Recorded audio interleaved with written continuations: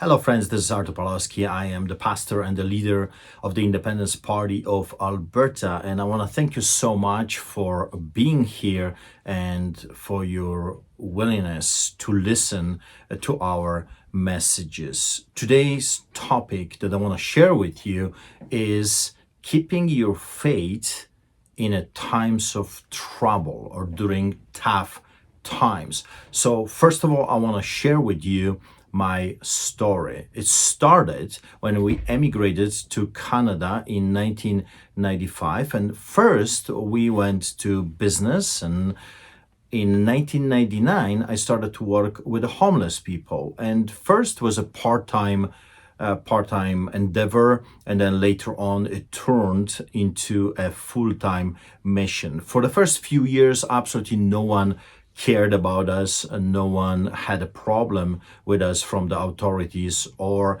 mainstream media until we became a bigger organization. We had 250 volunteers and 7 locations on the streets of Calgary. And behold, 2005 came, and the police officers with bylaw officers declared or notified us that feeding the homeless is actually now in Canada illegal. Taking care of the poor, congregating, preaching, having illegal signage like Jesus loves you, Jesus is king is also illegal. And they started to ticket us. They started to threaten us with arrests. It was a constant harassment and intimidation. And in 2006, I became the first Canadian citizen to be arrested for publicly reading Bible in a Tompkins Park without amplification. I was reading Psalms to 6 other parishioners. 7 police officers showed up, and I was forced to walk backwards, handcuffed, arrested, and I faced up to a year of imprisonment for my 7 criminal charges that were placed on me. And that triggered this ongoing, almost now 20 years, fight with a totalitarian, communist, socialist regime. As you can tell, I am a Polish immigrant. I grew up behind the Iron Curtain under the boots of the Soviets. I came to Greece first in 1990, and then 5 years later, we emigrated here to Canada. I was told that giving free goods and services is on the books and it's illegal. Congregating is also illegal. Organizing church services illegal. Believe it or not, the distribution of printed materials also illegal. So I remember I was warning Canadians that communism and socialism is already here. That's exactly what those people want. They want to control every aspect of your life. Also, they want to control poverty, or in a way, they want everyone to be poor, of course, except them. And I'm sure by now you've heard the elites, the global elites telling you that you will own nothing. You will be eating crickets, riding a bicycle. For us, it's a big deal. We are living in a little Siberia, minus 30, minus 35. It's extremely difficult to ride your bicycle in a weather like that, and you will be happy. While at the same time, the elites are flying private jets and they are enjoying the best Alberta steaks, owning everything and more. And I guess, I don't know, maybe they are extremely unhappy. I don't know how they can spin this story. And what's more bizarre to me is that I do not understand why people are believing those people and eating their stories, especially the mainstream media, the propaganda media that is threatening, lying, manipulating, spreading misinformation left and right, just like the media behind the Iron Curtain under the boots of the Soviets that I observed living in a communism and under socialism in Poland. So fast forward, it took me 10 years and 7 times I had to remortgage my house to fight off those hyenas. Over 100 court cases, about dozen arrests, over 300 citations. Some of them were as big as hundreds of thousands of dollars, $10,000 for having an illegal signage. Like I said, Jesus is is king or he loves you, this was unacceptable. So I guess I was well trained by this totalitarian regime before. In 2015, I won my final appeal, my final case, and then from that moment on, they left me alone until a new excuse showed up. Some of those totalitarian regimes said that in order to control, or I would say enslave the population, you have to give them an enemy.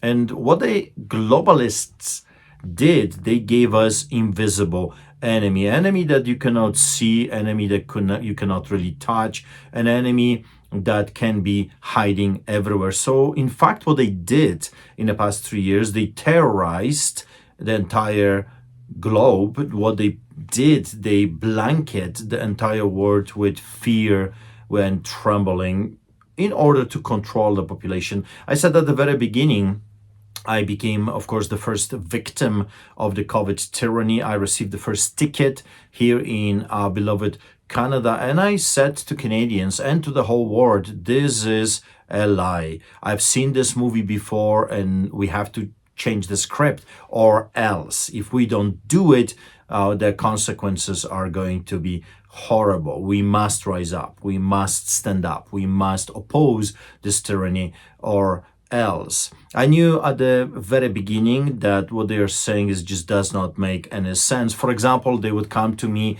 and they would say, we have to close the soup kitchen because we're in the middle of this great pandemic. And I said to them, well, you people do not make any sense because the homeless people, which I work with for the past 20 years, need to eat, and people will get the necessities of life this way or that way. If you don't give them something warm, if you don't give them a sandwich, they're going to whack your mother's head, they're going to break into a garage, they're going to break into your house, into your car, into a grocery store, and they're going to get what they need. Of course, no one cared to listen to what I have to say because they had an agenda. They still have an agenda. It's the greatest elimination of the middle class ever seen on this side of eternity. Why? Middle class people are highly educated, well-traveled. They have the means to hire a lawyer and push the regime.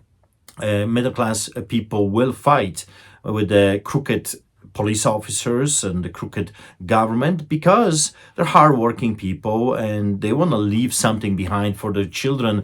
They probably received their businesses and properties from their parents, and their parents work hard, and that's how it goes. You pass to the next generation, you give them an inheritance, and they don't want to lose it. They want to pass something to their children as well, and rightfully so. But therefore, they become immediately an opposition to the totalitarian government that says you will own nothing, you will be eating crickets, and you will be extremely happy when that happens to you. Well, I grew up in a country that had nothing, and I'm telling you, I was not happy. Millions of Polish people were not happy. Millions around the world under communism and socialism were not happy. So believe my accent if you don't want to believe Pastor Arthur Pawlowski.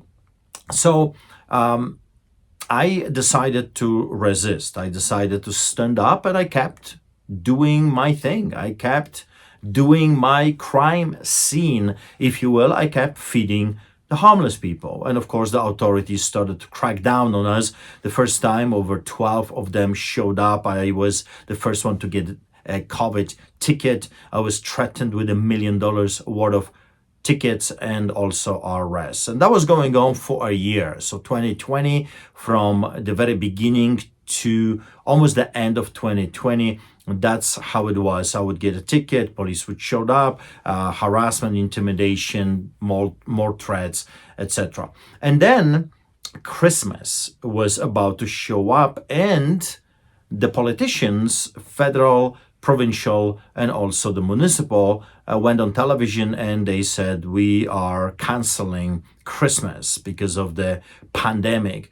And of course, as you remember, a few weeks before that, they went on television as well and they wished children a happy Halloween. So Halloween was perfectly okay. Suddenly Christmas has become a threat to the national security. So I went on television as well and I said, well, you little minions of the devil, I'm canceling you. And I invited people to the biggest Christmas celebration in the land. Thousands of people showed up. And we had AAA steaks, we had gifts for the homeless people. It was a fantastic celebration. But we also had visitors, over 100 police officers, 52 police cars at our church service, and anti-terrorists also showed up, and the chief of police as well. And they came bearing gifts. Believe it or not, it was Christmas. After all, I ended up with 15 more COVID tickets. And we did the unthinkable.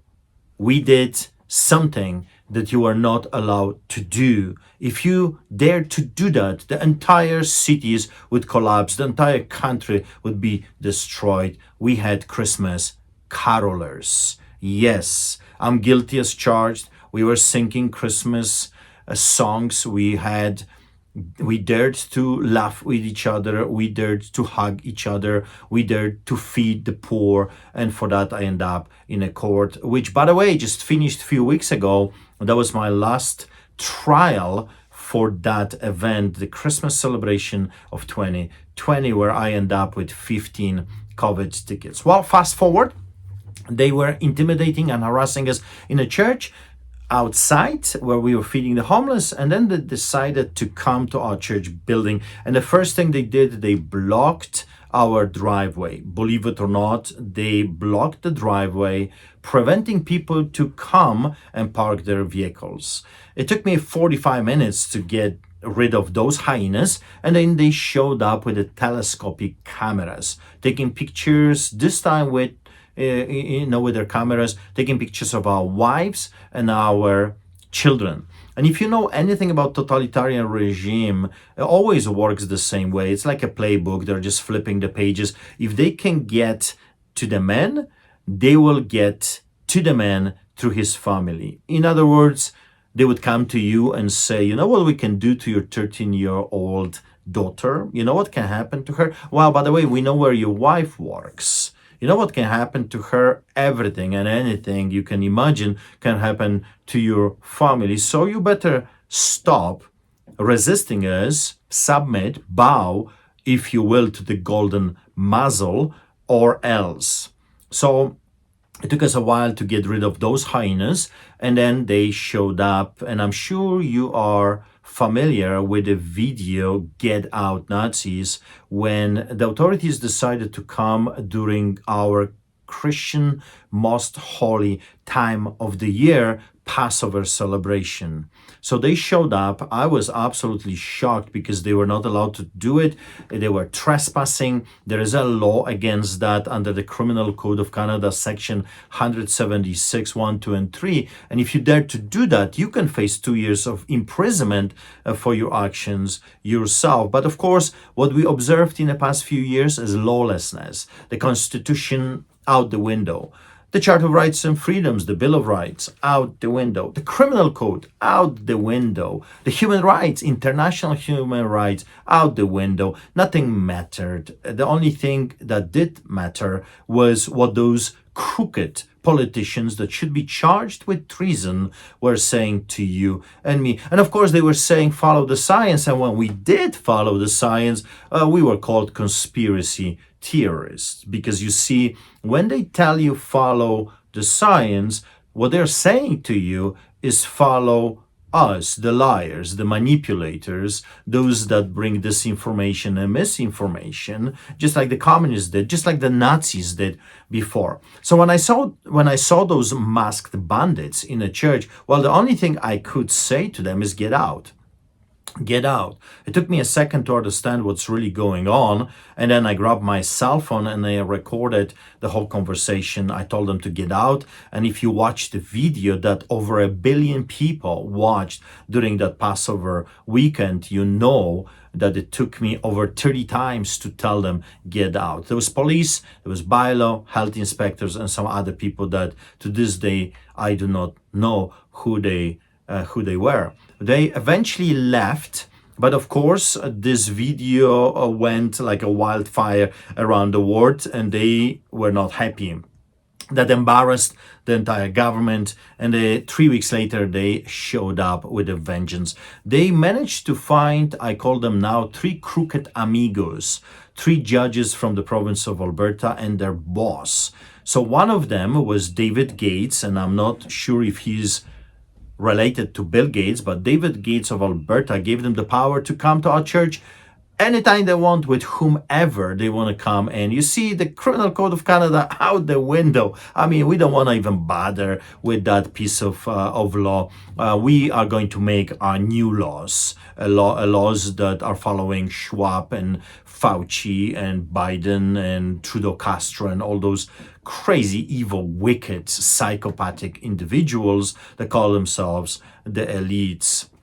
So they showed up with SWAT team. I kicked them out again. They showed up again, kicked them out again, and then they went to the boss of judges. His name is John Rook. I call him John Rook the Crook. He is the Associate Chief Justice, so boss of David Gates. And behold, he gave them the power to arrest anyone. I mean, children, men, women, anyone that they wish that would dare to oppose the health inspectors within the entire province of Alberta. In other words, he enslaved 4.5 million Albertans. Of course, all the proceedings or the court hearings, if you will, they were done without enough notification to the public or to us, and they were not recorded. The bizarre thing about this is that when they were talking about this, the judges commanded the recordings to be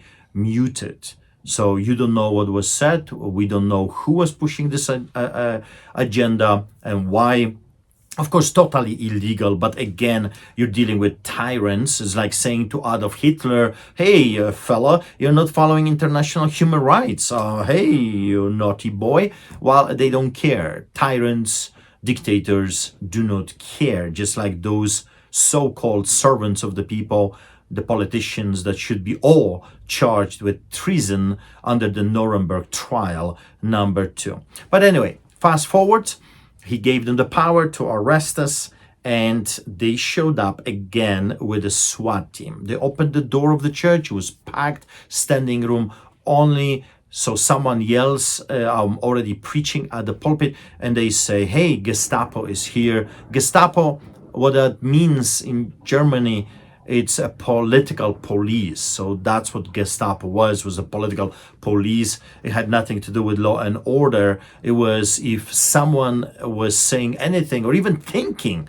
anything against the Nazi party, well, then Gestapo would show up to silence that individual, arrest him, or send him to Auschwitz-Birkenau, the biggest concentration camp ever built on earth. So fast forward, we kicked them again. We didn't allow them to come, and they waited. They waited for the people to go home, and when we were driving home, me and my brother David, with a friend of ours, we were stopped in the middle of a highway, busy highway in rain, and we were arrested in the middle of that highway. I was arrested on my knees. And I said, if you are playing the game of the Nazis, if you truly want to be Gestapos, then you got to carry me to the paddy wagon. Of course, I was assaulted, thrown into a van upside down, and that's how I traveled to jail. When we spent with my brother David 3 days, and then on the 3rd day, we met a 3rd crooked amigo. Adam Germain was his name, and the first thing he said was, we're in the middle of pandemic and this and that, and my good friend, the Chief Associate Justice John Rook, called me asking if I would be kind enough to look over those cases, and I turned to my brother David. It's done, it's over. He's not the judge, he's a political activist. This whole thing is a show trial. It has nothing to do with keeping the order, or has nothing to do with criminal law, criminal justice. It has nothing to do with justice whatsoever. I've seen those trials under the boots of the Soviets.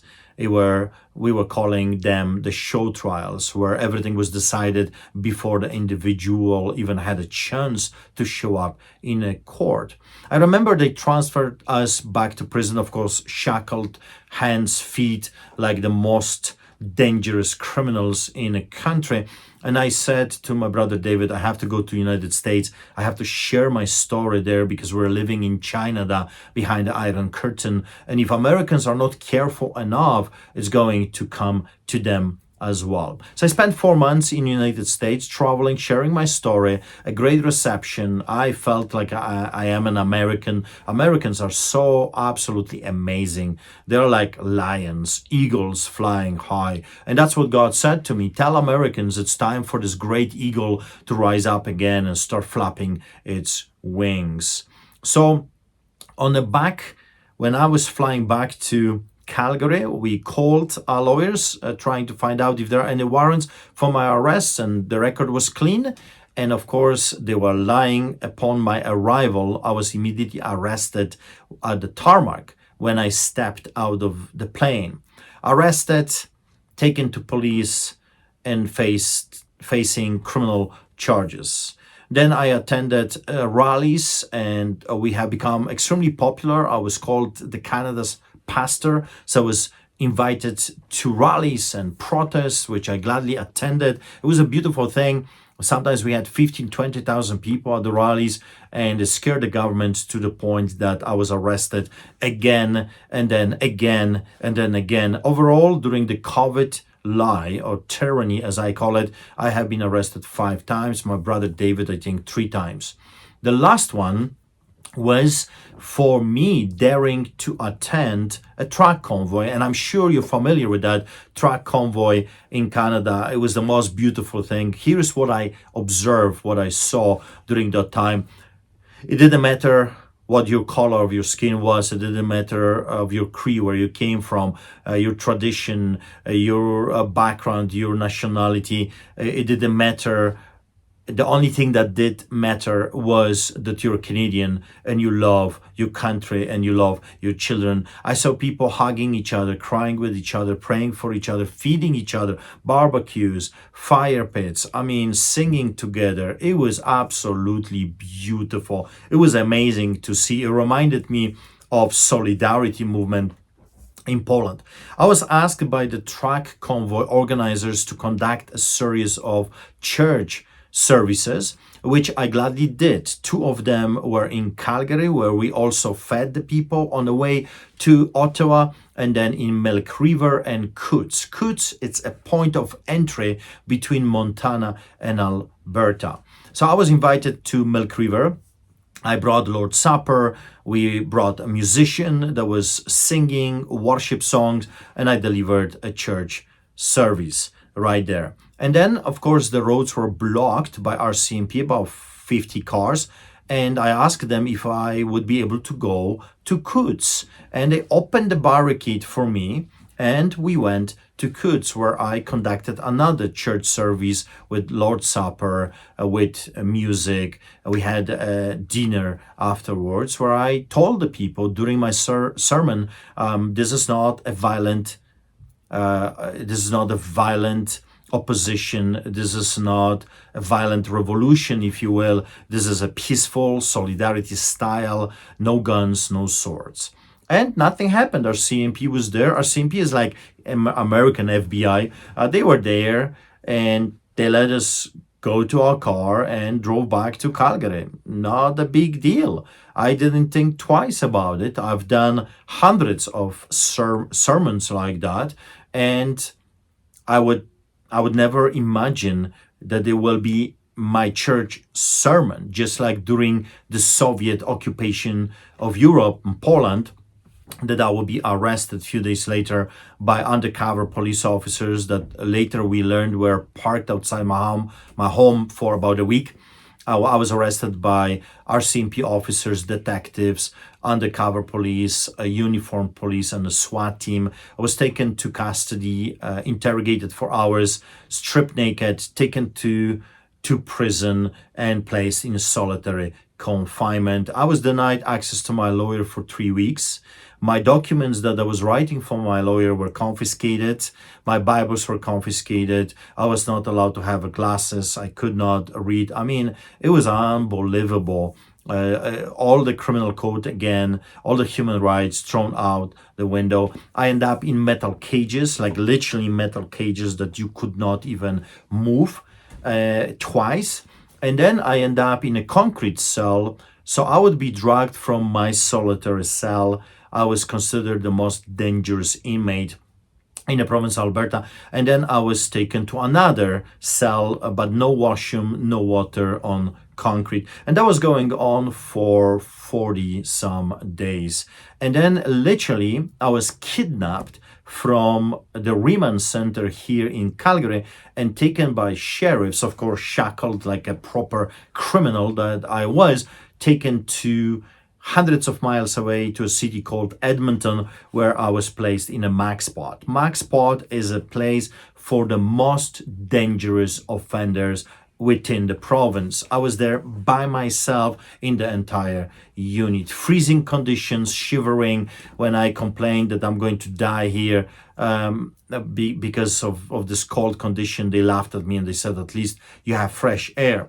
Anyway, the next day, I was to face another judge. My first bail hearing was denied because the Crown Prosecutor, Stephen Johnston is his name. He belongs to a special task force within the Crown Prosecutor's office, like a proper Nazi SS unit, if you will, the best of the best, or the worst of the worst, I would say. And Stephen Johnston accused me of causing Canadian economy over $400 million worth of damages for my sermon, 19-minute sermon to the truckers. He also said I'm extremely dangerous. If I'm going to be released from prison, it's going to be a disaster for Canada. So my bail was denied. This was supposed to be a second bail. And I called my lawyers when they let me out of my cell. I was only allowed to leave for 30 minutes. I called my wife and I called my lawyer and I said, I'm not coming alive from this place. We already have testimonies of 5 different inmates that were receiving incentives to murder me in prison. So I knew they're going to try to do something horrible to me, perhaps murder me in prison. And the judge heard about that, and that scared the remand center. Remand prison is run by a private organization. It's a private business. So they didn't want to have too much heat on all of that, and they transferred me, and you won't believe where they transferred me, to a psych ward without the evaluation of the doctors, without the knowledge of Alberta Health Services, nurses. I was taken there, placed with a schizophrenic that murdered his brother with a machete. And the funny part about this is that as the most dangerous inmate, I was not allowed to have a pen because I was considered the most dangerous. A threat to the facility and to the staff. When I walked into that man's cell, that schizophrenic guy, I saw many pens and pencils right there, and I shared with him that story. I said, listen, man, I am so dangerous, I'm not allowed to have a pen. And he looked at me and said, well, you can have mine. And he gave me his own pen. So I was able to write the story down. I am in the middle of writing a book about this whole ordeal, and soon it will be released, so you will be able to find out more details about all of this. I was kept in that place a total over 50 days. On the 51st, I was released and placed on house arrest. As I am talking to you right now, I am still on house arrest. I cannot leave my home after 7 p.m. without special written permission from my probation officer, which I have already for a year and a half. Can you believe it? A pastor in a free and democratic society, for a church services and for keeping his church open, was charged with inciting people to come to illegal gathering, to officiate illegal gatherings, participating in illegal gatherings, and is placed on house arrest. One of the trials, Adam Germain, one of the 3 crooked amigos, he gave me a compelled speech, forcing me, my brother David, and another friend of ours, Chris Scott, to parrot government narration if it comes to COVID. In other words, the judge ordered us to make a statement every time we talk to another human being. And I remember when we learned that, I grabbed a microphone and I said, "Judge, I hope you're listening. I'll never ever obey this order." And I never did. I just cannot live in a slavery. It's just unacceptable. We escaped that kind of environment to Canada to find our freedom, and now the communism or socialism or fascism hybrid has been hunting us down here, but we are rising up, and so are millions of other people around the world. So I have been in this circumstances for a very long time. But when I was in a solitary confinement, I remember one day standing up and praying, and I said, "God, well, okay, fine. If they will not allow me to be a pastor, I will become a pastor politician. And what was chasing me yesterday, I will be chasing tomorrow. I want to bring accountability, checks and balances to the government. I want to dig the documents. I want to bring the documents into the open and find out who did this to us and charge those individuals with the crimes against humanity. Those people should be charged with treason. They have betrayed the trust of citizens, and they should be charged criminally for what they have done and still are in fact doing against us." So anyway, I decided to run for a political office, and I was elected a leader of the Independence Party of Alberta. And now we're cruising around and talking to Albertans, and the party grew 10 times already. And we're going to have candidates in the next upcoming provincial election, and we'll see what Albertans want, and we'll see what God will do with this fight, David versus Goliath. So I want to talk about keeping your faith during tough times. How you do that? Well, first of all, you have to understand who you are in Christ. You have to know who your God is. And when you know who your God is, that He's Alpha and Omega, that He's the beginning and the end, that He's the Almighty God, giver of life. He is God of signs and wonders. The greater is He that is in you than the one that is in the world. When you understand that, and when you know who you are, you're a son or a daughter of the living God, that your Father is the Almighty Creator of heavens and the earth, when you know that He loves you, He died for you, He rose from the grave, and He wish you no harm, but actually opposite, for I know the plans I have for you, plans to prosper you and give you hope. When you understand that, you already won. And that's the truth. When you know who your God is or how powerful your God is, that He's more powerful than all of your enemies combined together, that's your victory. And when you know that He loves you, that you're the apple of His eyes, you can walk with your head high, understanding that you already won. The enemy just doesn't know it yet. Also, when you go through difficulties, you have to understand that the fire purifies you. And that's the story of Shadrach, Meshach, and Abednego. It was those three boys that refused to bow before the golden image, and I call it the golden muzzle right now. They refused to bow and enraged the king Nebuchadnezzar to the point that he throws them into a fiery furnace. But it was there in the fire. And I wish the people would grasp that. I wish the people would understand that it was in the fire that God dealt with their enemies. It was in the fire that He showed up to set them free. It was in the fire that they had a testimony, and it was in the fire where they received their promotion. So instead of running away from the fire, if you understand the concept, if you would grasp the concept of blessings going through difficulties, you would not run away, you would run towards the fire. Well, let's talk about Daniel. Daniel was a high-ranking minister in the land. Well, some people decided that they don't like him and they're going to attack his faith. And the order came, just like those bylaws that we have right now, those illegal so-called laws that giving free goods and services is illegal. So when you give a when you give a sandwich to a dying child on the streets of our cities here in Calgary, you can go to prison for that. Or if you give a Bible or a gospel tract, that's also illegal. Giving free printed material is also illegal. So those laws are coming from time to time. Evil people enact those laws, and you have a choice. Either you obey God or you obey those evil, wicked men that made up some stuff and command you to bow, just like wearing a muzzle. We know that's a real science, that the virus is 1,000 times smaller than the bacteria. So your piece of cloth or a little thing on your face is not going to protect you from a pathogen that is 1,000 times smaller than the bacteria. I mean, that's insanity, and that's a real science. But they tell you to put it on. Why? Because they're declaring you a slave. Slaves have no say, right? By putting the face covering on your face, like a muzzle on a dog, they're telling you, your words mean nothing. We don't care about your words.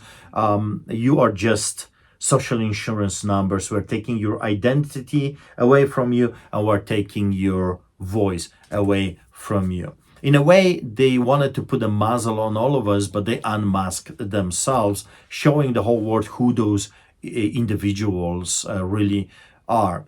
But going back to the story, Daniel refuses to obey.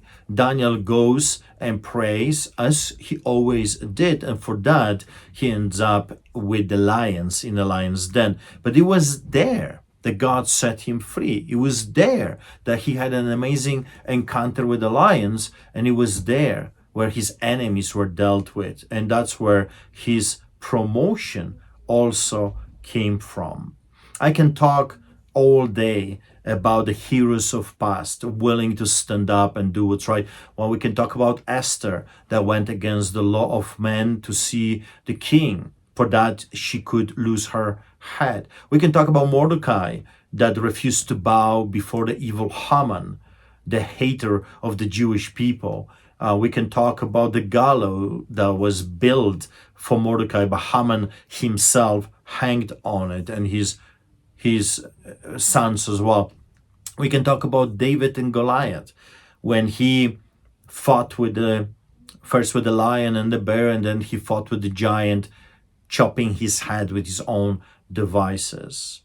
We can talk about Joshua and Caleb that trusted God, that God is bigger than the enemies of Israel. We can talk about the apostles that face enormous persecution, but because of the persecution, because of the fire, if you will, the message, the gospel spread all around the world. And because of it, there are people like myself that have heard about Jesus Christ and what he did on the cross, that he rose from the dead, and that he's giving hope to anyone that is willing to take it. It was because of them being chased and hunted down and persecuted and prosecuted that we received the gospel.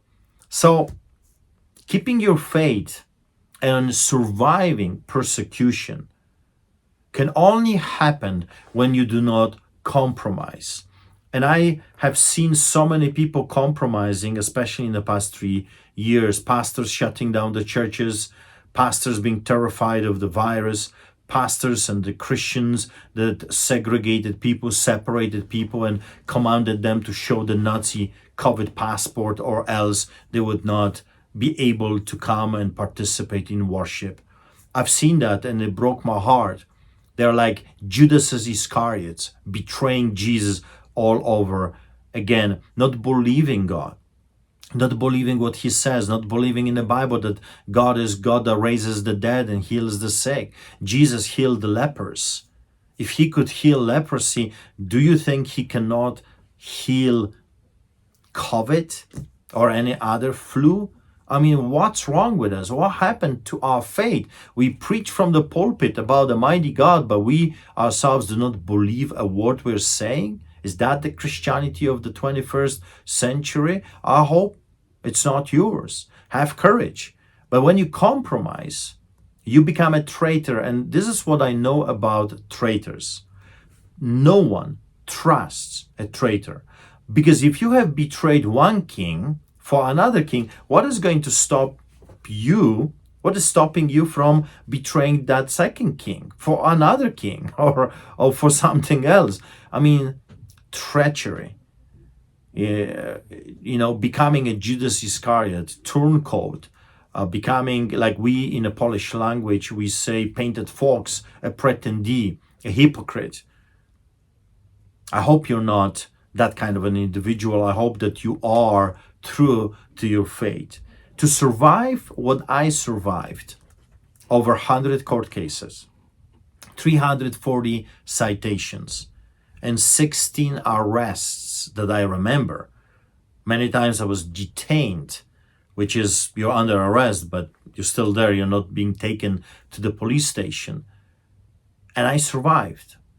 Trial after trial after trial. Accusation after accusation after accusation. Slander by the mainstream propaganda left and right.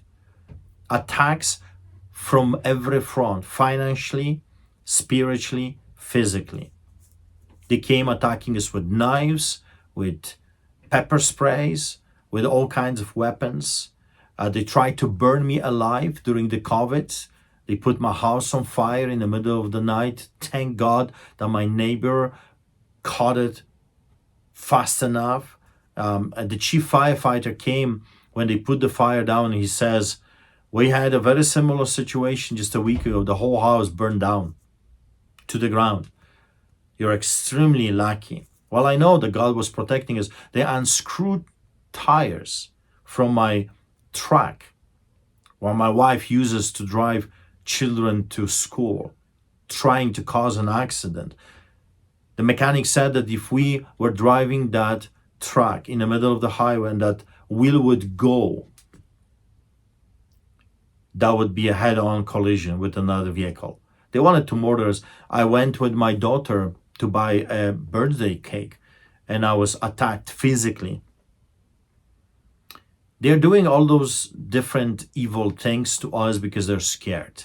They're afraid that the truth will pop up. You see, truth is like a pillar. It stands on its own. It doesn't need any support. But the lie always needs more lies, manipulation, misinformation, disinformation. That's what the lie needs. Just more lies. So they're terrified. The liars are terrified of those that are speaking, preaching the truth. So that's how I survive all of this. I am close to God. I know who my God is. I know who I am in God. I have surrounded myself with like-minded people, people that love the truth, people that will lift you up, not put you down, people that love their God as well and are not willing to compromise their faith for 30 shekels of silver, for incentives. We went through so much in the past few decades, but every single time we went through all of that, God elevated us. Because of the Get Out video and my stand against the Nazi Party of Canada, I was able to preach to millions of people around the world, encouraging them, giving them hope, because that's what the enemy was after. The hyenas, or the wolves, if you will, they were after people's hope. That's why the segregation, separation, you have to understand that they are predators. How do predators hunt? They isolate, they segregate, they separate, and they look for the weak. And then, boom, it's over. Do not allow them. Unite with like-minded people. Stay strong. Have faith. Know who your God is. Know who you are in God. Do not move to left and right. Do not sell your Jesus, your faith for nothing. It doesn't matter the amount. The Bible says that even if you will gain the whole world, but you lose your soul, you have gained nothing. Because you see, on this side of eternity, we are here but a moment. And then there comes eternity. And I hope you are ready for that eternity. I hope that you know where you're going when you receive the ticket for the departure. And the ticket will come. The ticket will come for the departure. Do not sell your faith. Do not sell your God. Do not sell your friends. Do not sell your family. Be faithful. Be strong. give people hope. They blanketed the entire world with terror. You blanket the entire world with hope and love and future. Stand your ground. Keep pushing, keep moving. Tell to those villains, just like David said, who do you think you are, you uncircumcised Philistines, that you should defy the armies of the living God? And use whatever God gives you, including the devices of the enemy. David finished the job with a sword of Goliath. Use media, use educational system, use political arena. That's what I'm doing right now. Use whatever is at your disposal and be faithful. Do not sell. Be courageous. Joshua received multiple times from God when Moses died. Be strong and courageous. I've told you to be strong and courageous. You got to be courageous. We need to spread the courage around the world. People are desperately looking for heroes, for courageous men and women. You be the Deborahs. You be the Esthers. Be the Mordecais, Daniels, and Joshuas. Be the Davids of today and go out there and fight the good fight of faith. That's how you survive persecution. That's how you survive attacks of the enemy. Do not give in. We have the saying in our church, and by the way, if you want to help us what we do, streetchurch.ca, streetchurch.ca. If you want to help what we do, feeding thousands of people on the streets of Calgary and preaching the gospel and pushing this great evil agenda, come and support us. We have the saying at Street Church, winners never quit. You see, quitters never win. Don't be a quitter. Be a hero that God is looking for. And when you look at your enemies, remember they are working for you in a weird and a strange way. When they are digging the pits, they fall into their own devices. When they build the gallows, they hang on their own gallows. Let them work for us. Do not hate them. Do not be bitter. Forgive them and give them back into the hands of the living God. He is the judge of judges. He knows it all. And every man will receive what's due to him or to her. Be blessed, and I hope to see you face to face one day in person. Have a blessed day, and remember, we already won. The enemy just doesn't know it yet. Be blessed.